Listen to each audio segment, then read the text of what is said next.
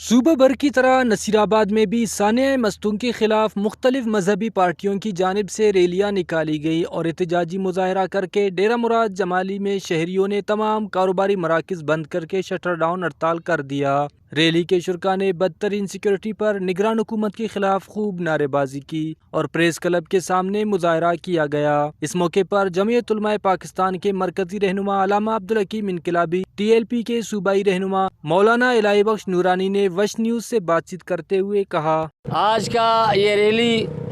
سانحہ مستونگ جو میلاد نبی صلی اللہ علیہ وسلم پر جو ہے خود کو شاملہ ہوا، جس کے نتیجے میں بے گناہ علماء اہل سنت، نوجوان، بوڑھے، بچے اور 60 سے زیادہ لوگ تقریباً شہید ہو چکے ہیں، اس سے دوگنا لوگ جو ہے زخمی ہیں۔ ہم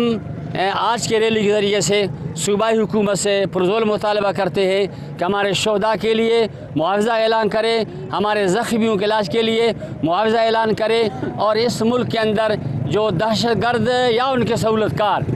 موجود ہیں ان کو فی الفور گرفتار کرے۔ حکومت پاکستان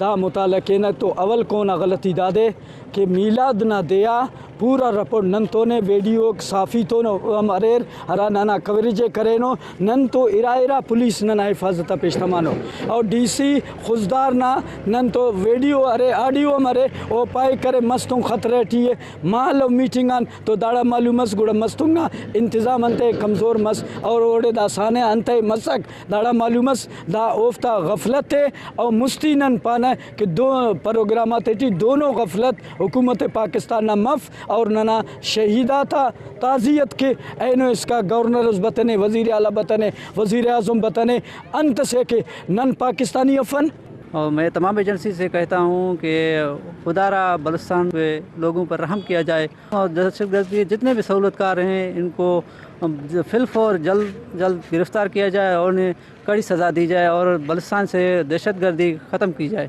مظاہرین نے نگران حکومت پاکستان اور صوبائی نگران حکومت سے مطالبہ کرتے ہوئے کہا کہ ملک میں دہشت گرد اہلکاروں اور ان کی سہولت کاروں کے خلاف سخت کارروائی کر کے ان کے خلاف قانونی کارروائی عمل میں لایا جائے اور سانحہ مستونگ کے زخمیوں اور شہداء کے ورثاء کے ساتھ ہمدردی کر کے ان کو معاوضہ دیا جائے۔ وش نیوز، نصیرآباد۔